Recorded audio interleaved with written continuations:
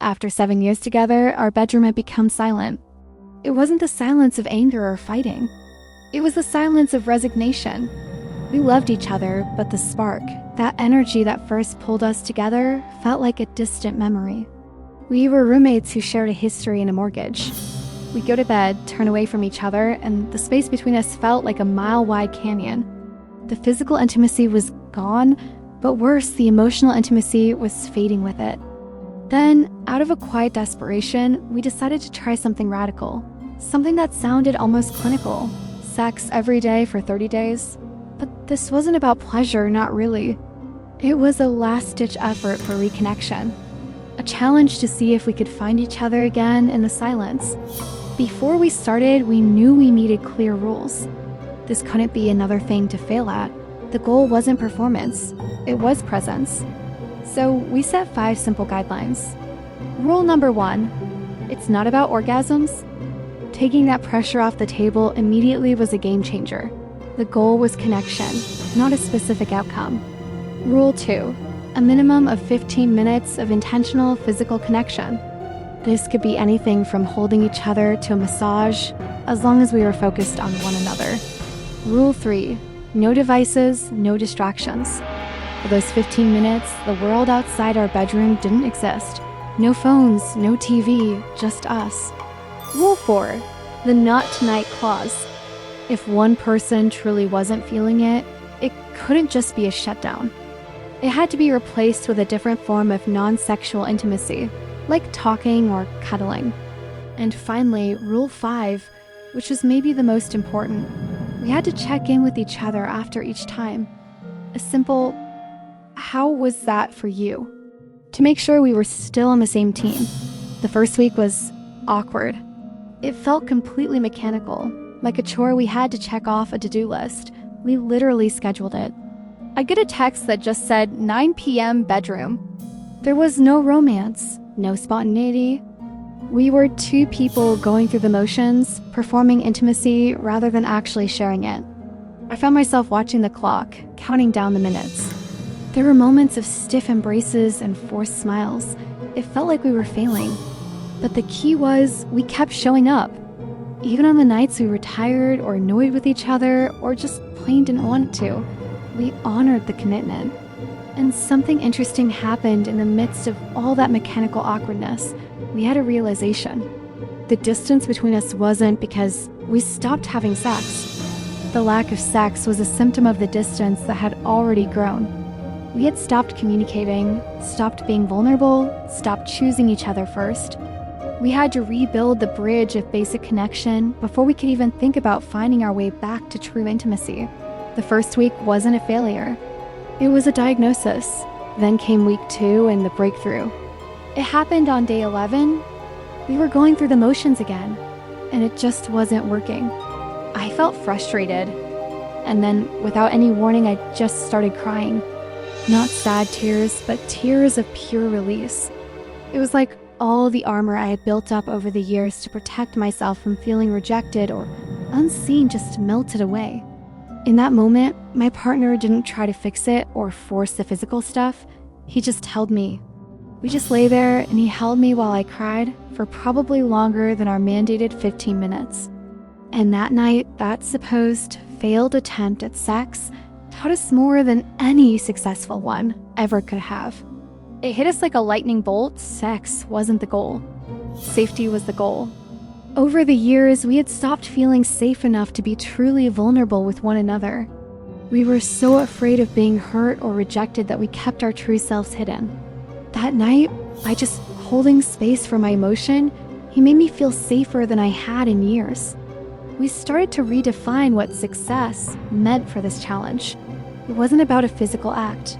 It was about creating a sanctuary for each other's hearts. Week 3 was about rediscovery. Once the pressure to perform was completely gone and the new goal was simply to create a safe space for connection, everything shifted. We stopped trying to have good sex and just started focusing on having a real connection. And that looked different every single night. Some nights it was giving each other foot massages while we talked about our day. Some nights it was just lying in the dark, not saying a word, and synchronizing our breathing. One night we tried to be intimate and something went wrong, and instead of getting frustrated, we just burst out laughing. We were playful again. The curiosity we had at the beginning of our relationship started to return. We were exploring each other again, not with an agenda, but with genuine interest. We rediscovered touch as a form of communication, not a transaction. A simple hand on the cheek or a squeeze of the hand started to say more than any grand romantic gesture ever could. The intimacy was no longer a scheduled appointment. It was becoming a natural part of our evening, something we both started to look forward to as a way to decompress and reconnect. By week 4, the transformation was undeniable. We weren't counting the days anymore. We weren't watching the clock. That 15-minute minimum often stretched into an hour. Not because we were swept away by some uncontrollable passion, but because we were lost in presence. We were just enjoying being with each other. We were talking more than we had in years, sharing fears and dreams that we kept to ourselves. We were remembering why we chose each other in the first place, not just as practical life partners, but as two humans who fundamentally fit together, who understood each other's quiet places. The challenge didn't fix our sex life. That's the key takeaway. It fixed our connection, and the sex? It became a natural, beautiful, and joyful celebration of that renewed connection, rather than a goal and of itself. It was the symptom of a healthy relationship, not the cure for a sick one. By prioritizing the foundation, the intimacy took care of itself. We found our way back, not by forcing passion, but by patiently rebuilding our friendship. Looking back, we distilled the whole experience down to 5 core lessons. First, intimacy is a language, and we had simply stopped speaking it.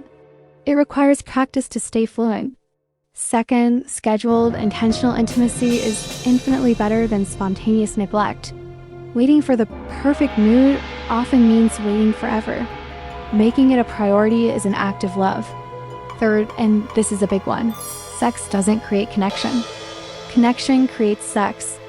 We had it backward for years, thinking a physical act would fix an emotional distance. You have to build the emotional bridge first. Fourth, 15 minutes of dedicated connection every single day is more transformative than a fancy weekend getaway once a year.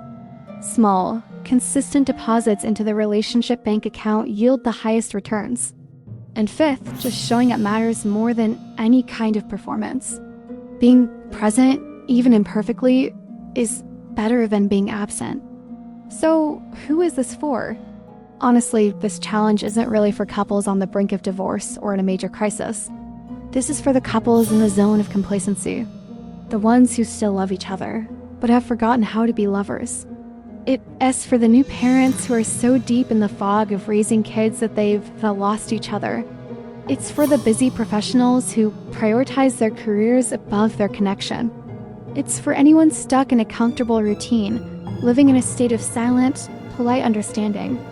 It's for anyone who needs a reminder that intimacy isn't a prize you win when everything else is perfect. It's a practice that keeps you strong when everything else is chaotic. It's a verb, not a noun. You don't have to jump into 30 days. That can feel overwhelming. So here's my challenge to you. Just try 7 days, 1 week. Commit to 15 minutes of intentional, distraction-free connection with your partner every single day. No big agenda, no expectations, just presence. Maybe it's talking, maybe it's holding hands, maybe it's something more. Let go of the outcome and just focus on the act of showing up for each other. See what happens when you decide that for 15 minutes a day, your connection is the most important thing in the world. See what you might rediscover. I'd love to hear your thoughts. Would you ever try something like this? Let me know in the comments. Thanks for watching, and don't forget to prioritize each other.